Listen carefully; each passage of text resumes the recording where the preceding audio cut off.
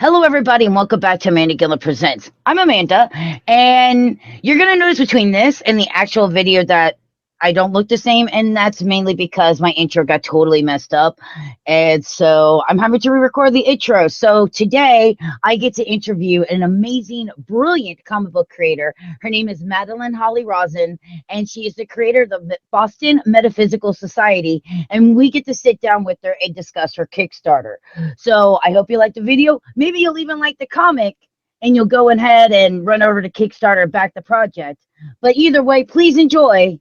And let's not waste any time. Let's jump right into the actual interview. Everybody, my buddy Madeleine! Yay! Hi, welcome back, Madeleine. How you doing? I'm good. Thank you for having me back on the show. I appreciate it. My pleasure, my pleasure. Dude, you totally excited me because I was not expecting this. Boston Metaphysical Society. Oh my God. Yeah, I know people have been waiting, well, a long time, probably close to 2 years for the final 2 issues.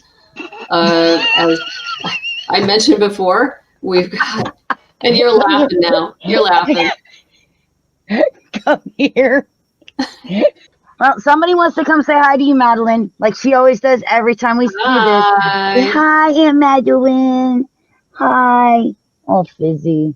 Oh, how And you? that little gray muzzle. Yeah, 16. 16. She got old so quick. I remember when I got her, she was just small enough to fit in the palm of my hand. Oh, wow. Yeah, And now she does. Ripley was already a year old, about a year old when we got her. Oh, but And here you go, another baby. treat. And she gets a treat every time. Every time. Hence the Okay. reason why, as soon as an intro starts with the show, here she comes. That's the trigger. So, as always with your Kickstarters, you always do this nice little introduction video. So I figured we should go ahead and watch that. What do you think? Sounds great. Let's do that. Let's bring that up. Let's make this, and let's watch a video. Yippee! Hi, my name is Madeleine Holly-Rosing, and I'm the writer-creator of the Steampunk Supernatural series, Boston Metaphysical Society. Welcome to our Kickstarter to print issues 3 and 4 of our 4-issue miniseries, Mystery at Pikes Peak. Yay! If you're not familiar with the series, it's about an ex-Pinkerton detective, a spirit photographer, and a genius scientist who battles supernatural forces in late 1800s Boston. Our news story begins as our team flees the law in Boston and arrives at the only safe haven they can find, Tesla's experimental station in Colorado Springs. There, they meet Tesla's unlikely partner, Mai Wee Chow, a scientist from the Great House Chow in California. But their stay becomes more complicated when an attempt is made on Tesla's life, and Caitlin's visions resurface in an unexpected way. No! Now the team find themselves caught in a web of intrigue and murder. I'm also happy to announce that we have a new artist on board by the name of Daniela Rivera, with coloring by Katie Brown and cover art by Angela Wu. We'll also be offering variant covers by Yishan Lee and Gwen Tavares. If you're new to the series, don't worry, as issues 1 and 2 of Mystery at Pikes Peak will be available, as well as our special editions of Volume 1 and 2 in both print and digital versions. We'll also have a brand new lapel pin depicting Samuel's compound bow, designed by Alejandro Lee, and special limited reward tiers, which include our audio drama, The Ghost Ship. The best part is both issues 3 and 4 are complete and ready to go to the printer. So please be sure to check out all the reward tiers and pledge today. Thank you in advance for your support.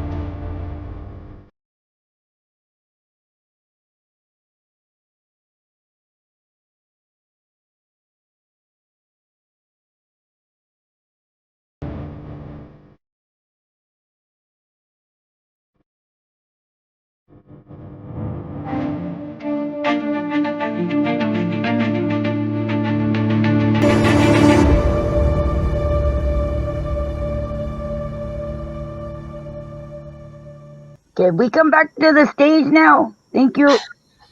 There we go. Why'd you? Thank you.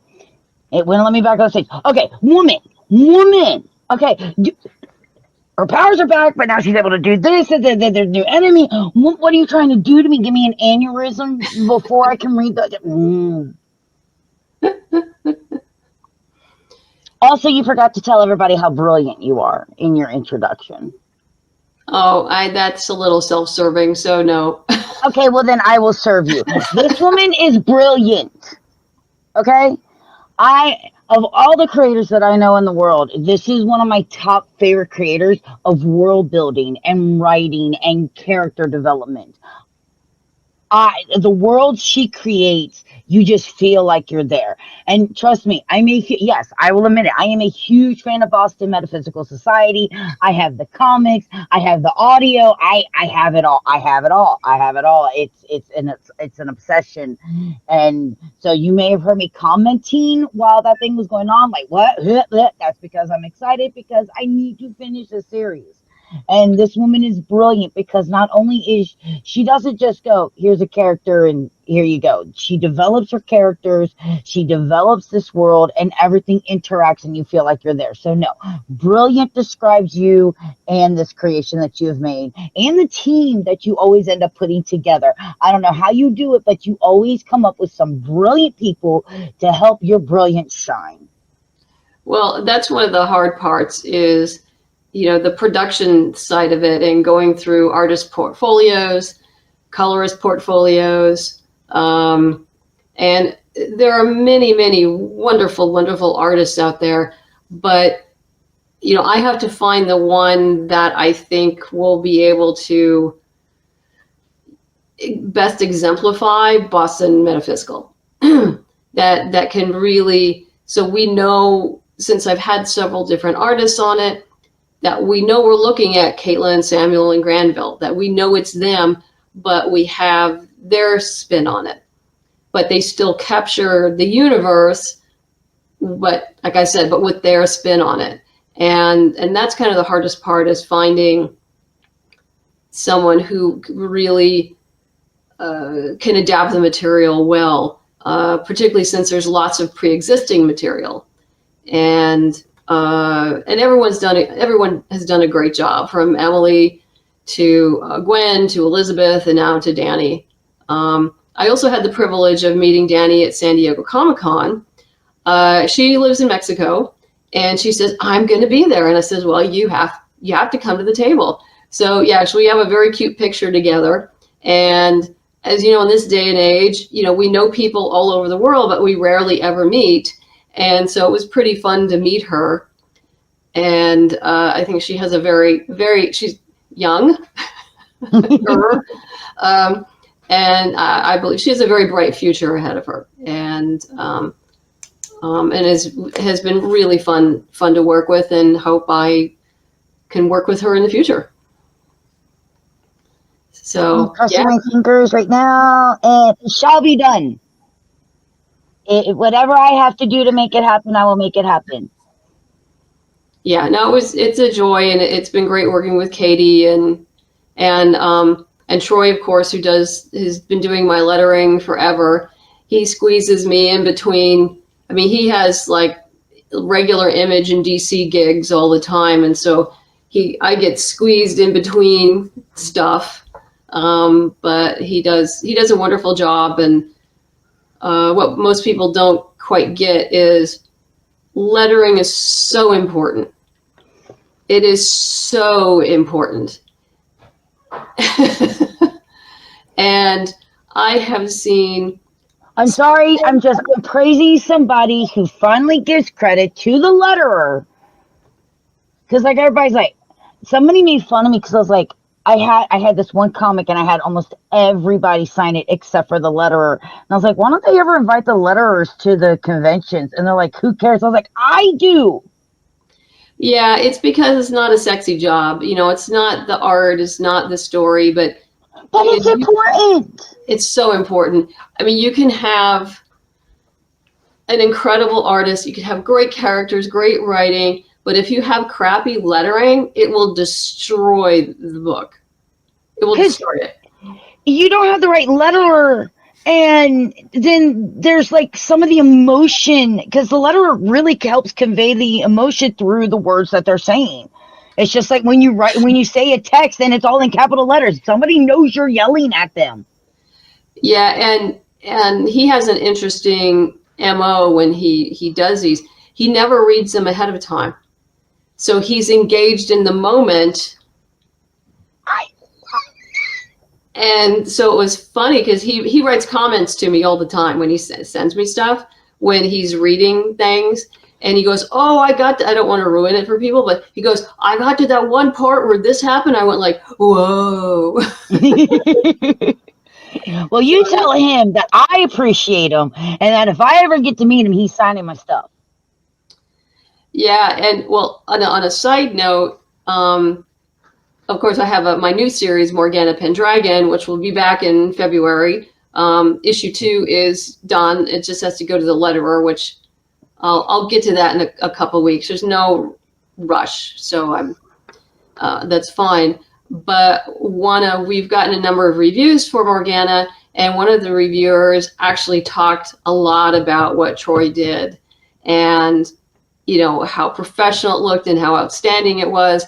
And so I did send him a link to the review. Actually, I sent everybody, Alden the artist and everybody, so they could see, what people were saying.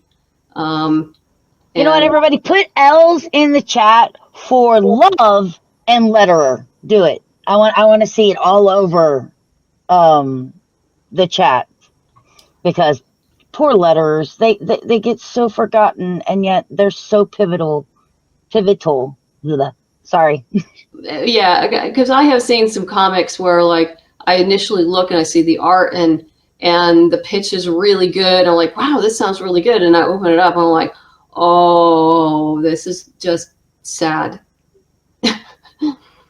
When they don't get good when they, yeah. And I understand budget and it's expensive. And comics are expensive. Believe me, I know. I've been doing this for 12 years now. And, this is probably, well, this year, what did we do this year? Well, we got Morgana 1 out and we shipped that out. And we also shipped a hardcover for volume 2 of Boston Metaphysical. And now we're doing, well, these won't be shipped. 3 and 4 won't be shipped until after January 16th of 2026. And there's a very practical economic reason for that. And that's when the holiday surcharge on USPS ends. Yeah. Oh, that's Danny's art. I'm going to see if I could get a bigger, better picture of it. Give me a second. Because you did send it to me. I just got to find the file of where I put it. Yeah, I didn't want to have any spoilers for anybody, so I just threw up a couple of random pages that I felt wouldn't give away too much.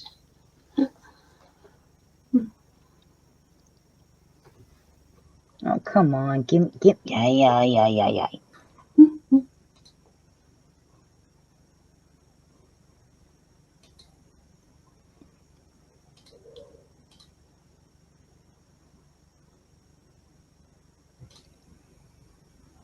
Give me a big picture. It's there somewhere. I'm working on it. But yeah, that's of course Katie's coloring and Danny's art and Troy's lettering. Now I think Katie's art complements Danny's really well. Give me, bam. Now, can I get you to be bigger? I need you to be bigger. There we go. That's a little better. That's a little better. Let's look at this. The no slowly gets bigger. It's just slightly, but it's you're pulling up to something. No. You can hear because the no slightly gets bigger, you hear the inflection. And that's where he is brilliant as your letterer. Yeah, no, he started doing this with BMS a decade ago, and having the colored balloons that match the color palette. And I think this is one of the few comics that he does this with. And I really liked it. And people were really surprised when they saw it. It was like they never considered that you could color the balloon other than white. Which is fair. It's fair, but I like the fact that it's not white and it kind of blends in with the backgrounds. And you can even see here, like right here, it's this color, but here, because there's the light that she's holding, it's a little different lighter. Color. It's a little lighter, yeah. That is a very brilliant move. Yeah. No, I may have told you the story before, I don't remember, but many years ago, I think before we were even online, because we did start as a webcomic, I hadn't even produced anything. I was still looking for an artist, but I had the script. And, Image Comics used to have their own convention up in San Francisco like 15 years ago. So I went up with a friend, and she said she had a table, and she says, I'll let you have this little corner of my table for free. And I just handed out postcards and talked to people because I didn't have anything to sell or anything like that. Aww. So, and she knew I was going to be, seeing a letterer, I would need a letterer at some point. And Troy came up to the table, and she says, oh, Troy's a letterer, and he might want to do it. And he says, oh, show me a script. And I handed him the script, I think for issue 1 or 2, I don't remember now. And he leaves through and he goes like, yeah, I'll do this. Little did I know that I was getting this, master letterer who wanted to do my little indie comic. And, now I'm spoiled, but yeah, he's been fabulous. But yeah, he's definitely been part of the team for a long time now. Yes. And I'm trying to think, that may have been the only time I met him. And then maybe I ran into him at a con once in the last 10 years. And the irony, of course, is that we both lived in the Valley and we never saw each other. I pay him by PayPal. We talked through email and everything. And I think one time he volunteered to come over and help me pack up for fulfillment. And then I was able to find somebody else, so he didn't have to. But I think he just wanted a break and come out and talk to people and outside of his cave, because we all live in caves in all of this, between writers and letterers and artists, and yeah. So, but yes, your letterer is very important. Your whole team is. And one of the hard parts of being an independent creator, and I wouldn't say hard, I would say challenging, is finding that group that will complement each other. And Alden, who did the art on Morgana, was used to coloring his own stuff. But I hired Warnia to do it because I knew Warnia was just freaking awesome. And so then I showed some of the pages to Alden of what Warnia had done. He's going like, oh my God, this is like, this is freaking amazing. And, Danny enjoys it when I remember to send her stuff that Katie's done. But yeah, that kind of reminds me, once this is over, I need to send them copies of this stuff. Oh, like somebody did metal covers again. Yes, I did do metal covers for the variants. I will say this though. So this one here, have you ever seen the holographic covers? We kind of wondered how this would look under a black light. And I don't think that was her intention. But I said, Angela, this would look really cool in a black light. She says, I never even thought of that. It would look really cool in a black light, but the way that it's designed, yeah, it literally looks like one of those that if you move it, like the face would come closer or back away, or it looks holographic? Yeah, I guess I could probably get that done if I wanted to, but I'd have Very to go super special edition. super special edition. Super I'd have to special go price edition. that out. I'd have to find out one who does that, and if it looks any good, and everything has to be budgeted. So, as you probably realize. Right. I'm just saying, just from the look of it, because of Yeah. the shading and everything, and that head, it just looks like you could turn it and it would look, it just, oh. And you said, yeah, this is Angela Wu's. Girl, you tell her she's brilliant. I don't even know if she went for that, but that's really the vibe it gives, is holographic blacklight. Yeah. Absolutely. And this one would look good in it too. Yeah, it would. Yeah, the other one that she did. Again, it gives that blacklight hologram. Like you would move it, and like the two people in the background, right behind, would just, and like the faces could possibly move. Girl, Angela, I don't know if you realize this, but your stuff looks so holographic, and it is amazing. Yeah, so that's the first couple pages from issue 1 that I wanted to show people what Elizabeth had done and then what Danny had done. So if someone was new to the series, it wouldn't be like, surprise. It's like, no, we've got 2 different artists here, and this is what it looks like. No, she did a marvelous job. I wish it worked out, but things happen. It's still amazing, and I love Alma and Caitlin. Like they just bounce off of each other so well.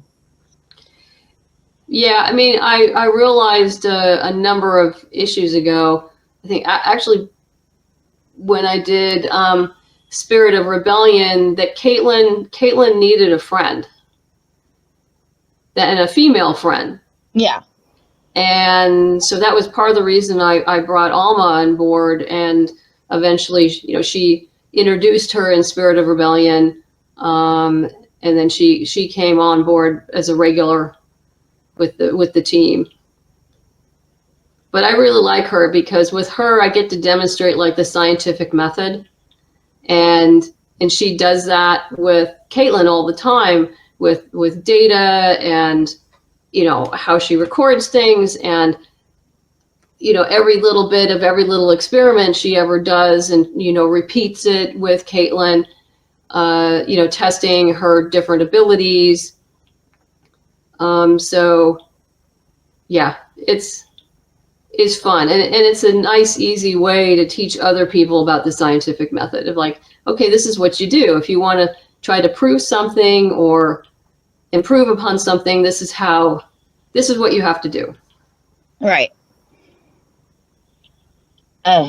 Sorry, I'm so engrossed, and I'm so excited to finally get to see what happens, because I'm a huge fan of this series. I own every copy, and from the actual series to the standalone issues to the audio book.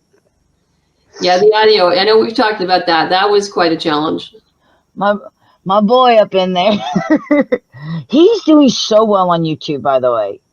Oh, HB? Yes. HB? Oh, yeah. HB is doing so well on YouTube, and he gets he gets so excited when he gets to do stuff. Yeah, he's wonderful. He's so talented. For those of you who don't know who we're talking about, in my audio drama, The Ghost Ship, I hired a gentleman, a voiceover actor by the name of HB Gibson, to play the role of Edison.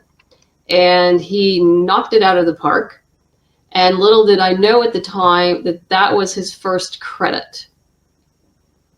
And we were shocked because he's so good. And he isn't in all the episodes. He's in at least half. Mm-hmm. Half 4. There's 8 episodes. I think he's in like 4 or 5 of them. But I actually got to meet HB when I did New York Comic Con, I guess in 20, it was right after when COVID, people just started opening up. It would be 2022, 23, something like that, where he came to, I said, hey, I can get you a badge, come sit at my table. And he did, and just was just delightful. And the day before, Emily, who played Caitlin, was also from New York. And so I had her in, and she stayed in character the whole day. And so she'd be screaming at people with an Irish accent, which the New Yorkers just thought that was funnier than anything. They didn't care. It didn't offend anybody. But at that point, it convinced me that if I need help selling at my table, to hire actors. Yeah.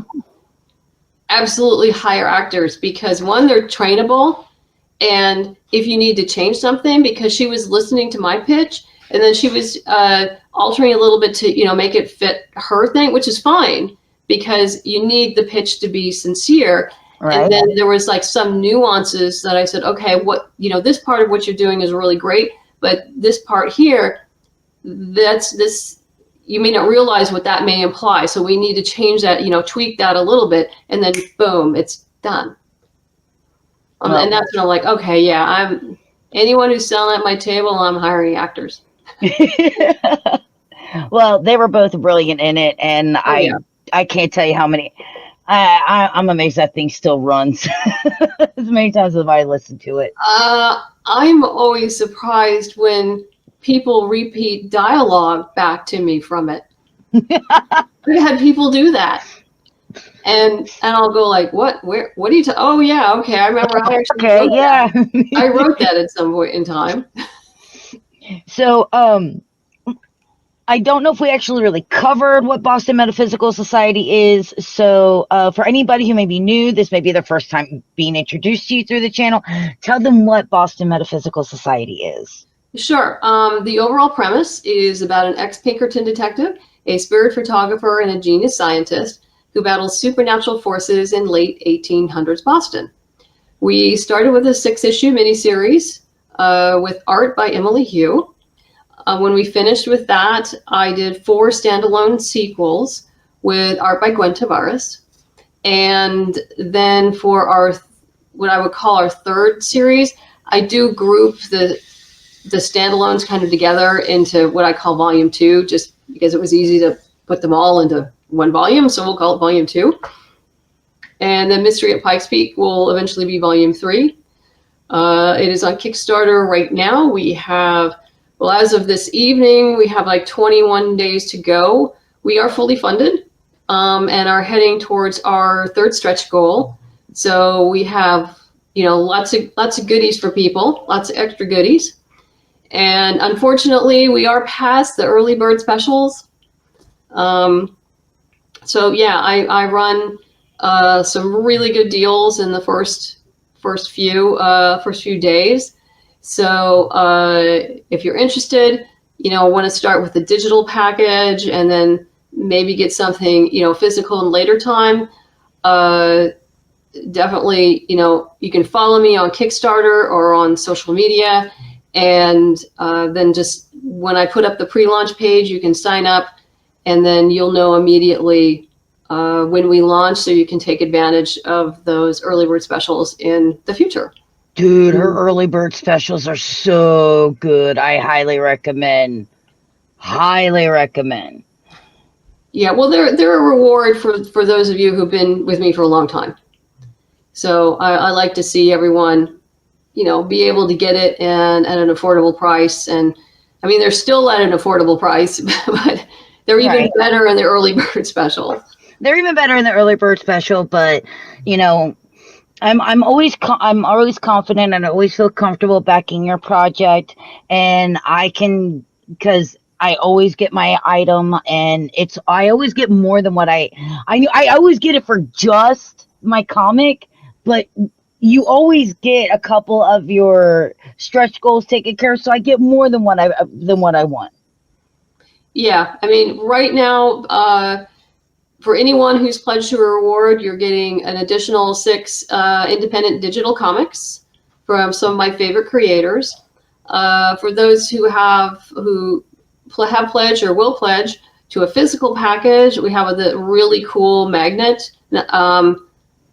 I think I have it up on the page. I do. I'm looking for it. Give me a second. Yeah, Alejandro Lee designed it for me. And our third stretch goal is another 6 bundle of independent comics. And I suspect we'll make that and hopefully pass that before we end. Because we do have 21 days, and I'm not sure when you're going to drop the show, so... I will get it edited tomorrow, and it'll probably... so I will edit tomorrow when I get off of work. It probably drop the next day. So, yeah, like Friday the... whatever day that is. There's the magnet. Yeah, there's a magnet.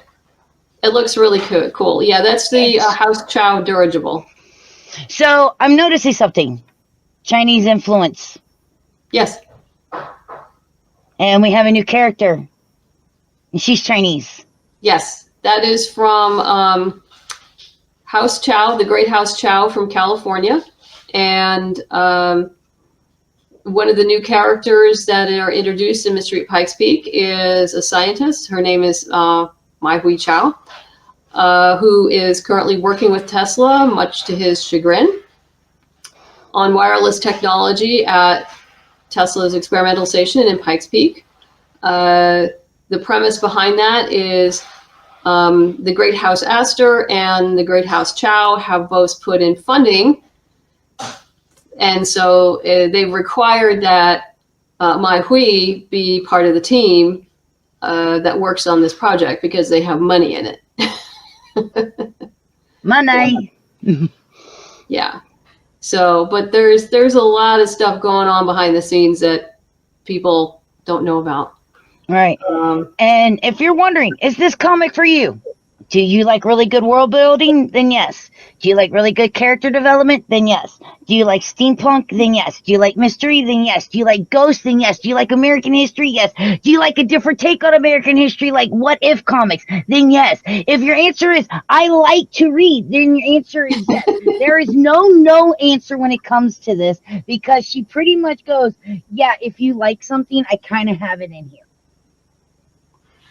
Yeah, no, it's a lot of fun. It's a lot of fun. And I do deal a lot with politics and family politics and how that affects everyone in the world around them.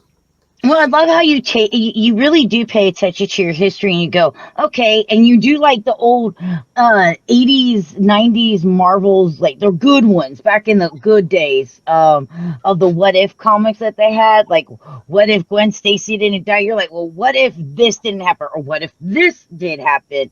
And it's just, you're so.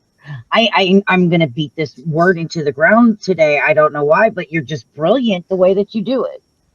Thank you. Well, we try. We try. I'm just thrilled that these 2 issues are done and I can finally get them out to people after. You're thrilled. I'm thrilled. Well, I mean, this has kind of been hanging over my head for a while, and it took a while to. Yeah, but I mean, didn't you just move and like a lot of stuff just changed? So I mean, obviously, it was going to take a few moments with everything with the changes going on in your life. Yeah, fortunately, I had the Kickstarter page itself was about 90% done before we moved, and I had a lot of other things in place. So when we did move, there wasn't much I needed to do. There's definitely things I had to do. But yeah, even now I was a little behind.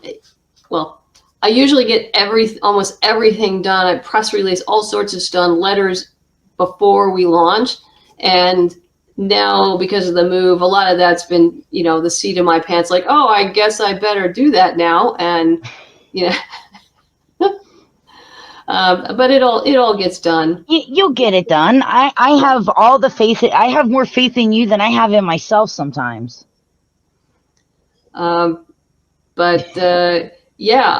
do have another magnet on standby that Alejandro's done for a stretch goal.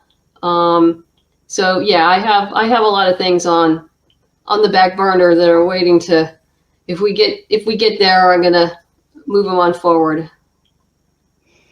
I have to take a moment here because just some of these.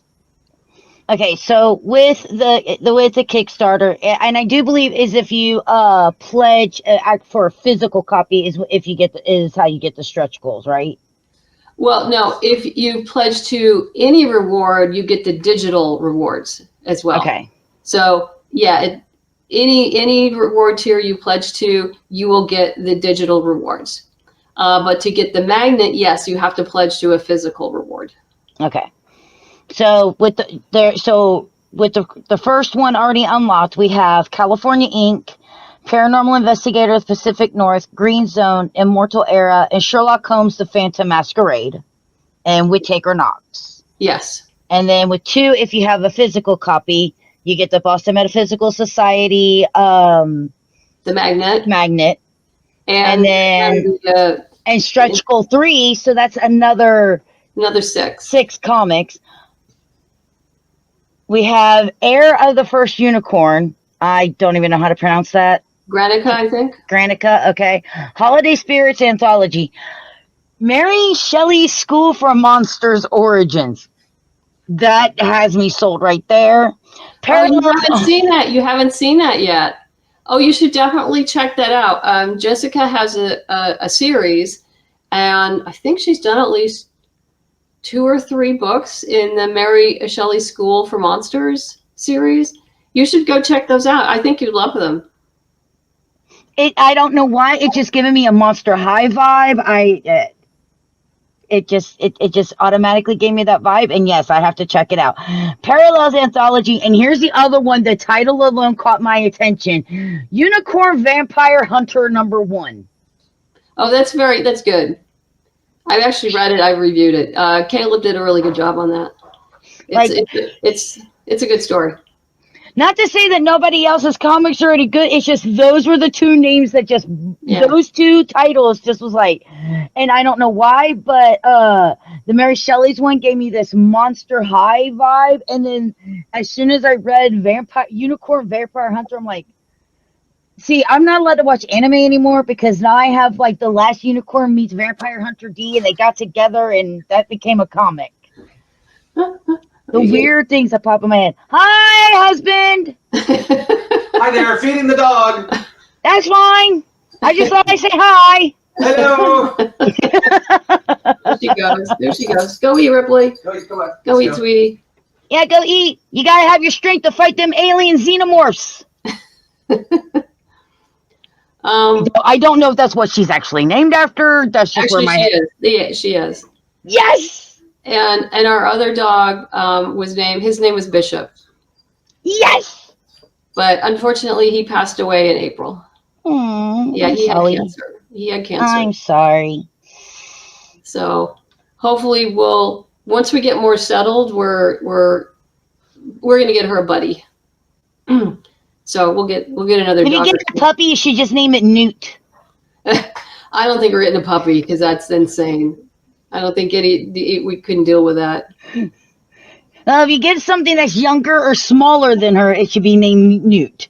Yeah, absolutely. But yeah, she was named after Ellen Ripley. Yeah, absolutely. So for me, it's always fun when I'm like, yes, I got the name right because of my nerdyism. Because, dude, the alien, dude, I love it. Aliens, obviously, is my favorite. Well, of course.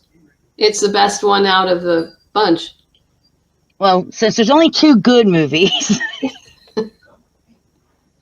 I'm sorry, I cannot stand 3 whatsoever. And I think the major problem with 3 for me is, like, I had already read the comics at this point. Okay. Where they lived, and they make it back to Earth. So I kind of liked And then the way that they did that tangent where, it's like, I don't know. No. where they didn't. Yeah, and it really did feel kind of wrong after everything that she went through to save Newt and fight the Queen. It just felt wrong. It just felt wrong. It wasn't really the ending she deserved. No, I mean, she had already lost her daughter, and it wasn't me. I'm not her daughter. I know we have the same name, but I'm not her daughter. No. That'd be cool as hell, though. But no. Oh, so now is this going to be the end of Boston Metaphysical Society, or will it ever pop back up again? It'll have to, or else people will kill me after. I mean, it does. Outside her house. We want more. We want more. We do solve one mystery, but then there's another issue that comes up. I don't want to give it away. She's gonna be leaving me with a cliffhanger, and I'm gonna be like, ah! Yeah, I will say that I have to finish writing Morgana 3 and 4 first, and polish the last 2 issues of Lady Mechanica, the mechanical menagerie I did for them. Okay. Which should probably be coming down the pike. Because Marcia Chan, his co-writer and editor, I guess Joe is done with the art for number 3 in the series, and he's working on 4. And she likes to give it to me all at once, which I really appreciate because it makes it much easier for me. And she understands that. So yeah, that has to be polished. I don't know when I assume now, since it's already October, they're probably not going to run the Kickstarter for issues 3 and 4 of Mechanical Menagerie till next year. And then I guess what I'll do is in the back of my brain, just start, figuring out how I want to approach the next Boston Metaphysical series. No, it'll keep going for a while just because right now this is what makes the engine run for the business. So, though I think Morgana will definitely find its stride in issue 2. So, I mean, it did very well in the first Kickstarter, and it was good. It was good. I'm gonna save it for its own thing when we get to the next set. Okay. I know, because I know you're gonna reach out to me. I know you're gonna come onto the show. I know that we're gonna be able to talk about it, and I kind of want to save it for that and leave Boston its own thing at the same time. Just because again, brilliant creator makes brilliant comics that suck me in and instantly makes me a fan, and she takes all my money.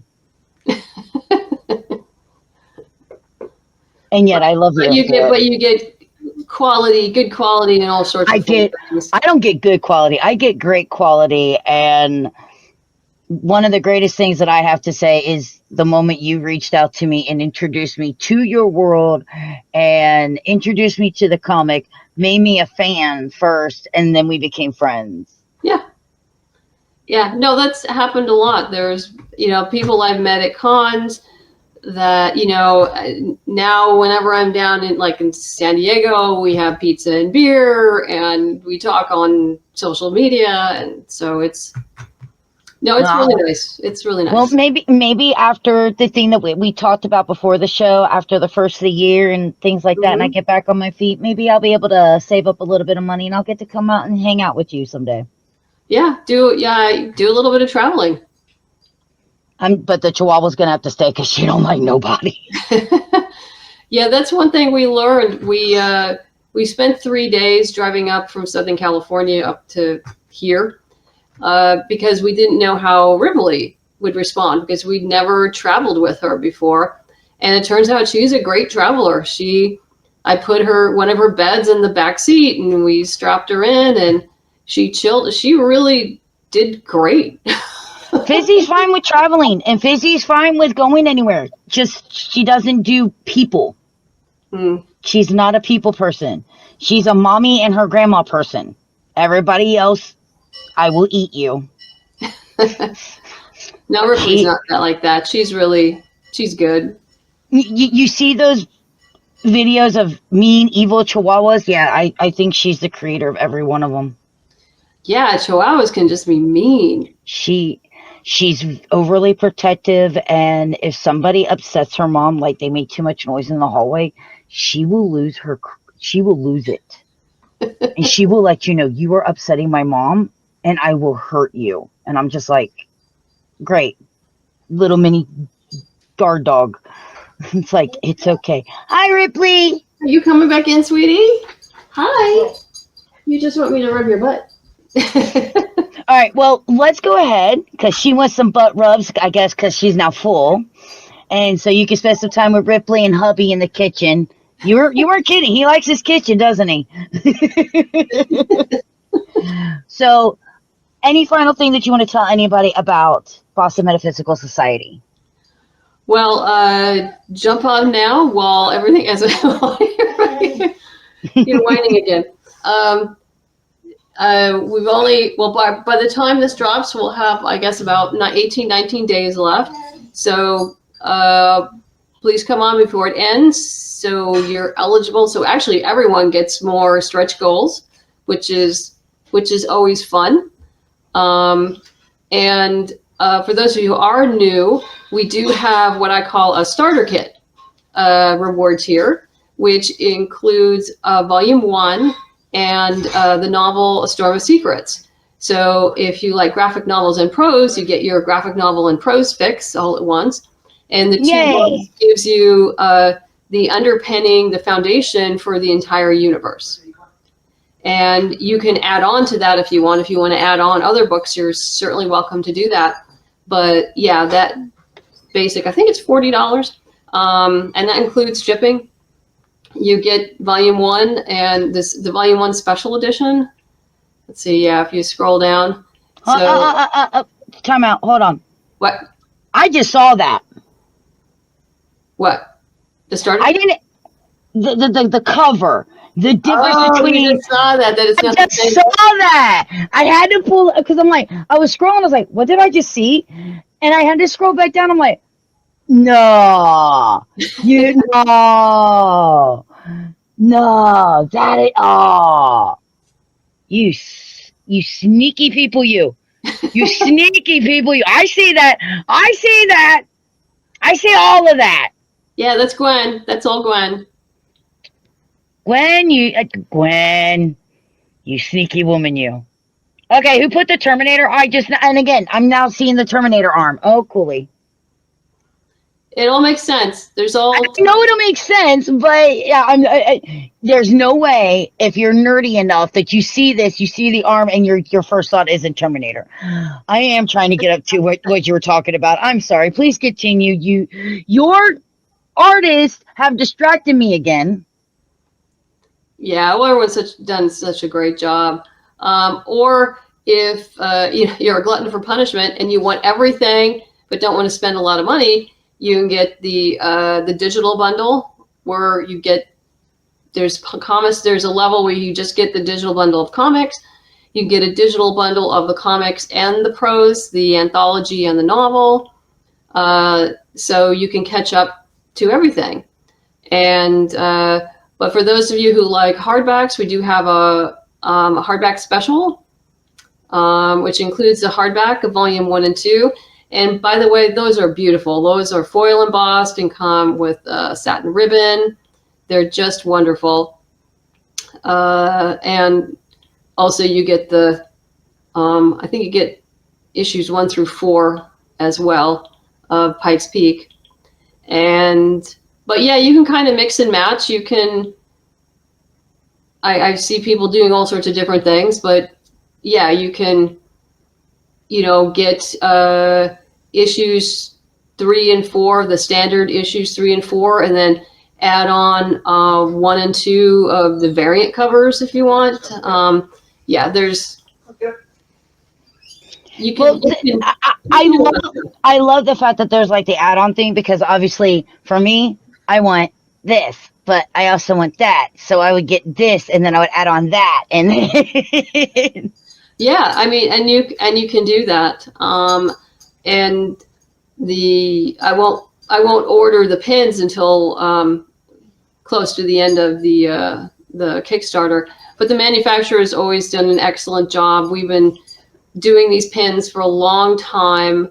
It's gotten to the point now where people expect me to do a new lapel pin for every BMS Kickstarter. So Okay, your bookmarker, your pens, your coins have become very collectible within your fan base. yes. We're obsessed with them. We have to have them. And if you don't make them for us, we will pick it outside of your house. Yeah. And it will be, I guess, next week, there will be a new mid-campaign add-on. So I have a special thing that I will be announcing next week.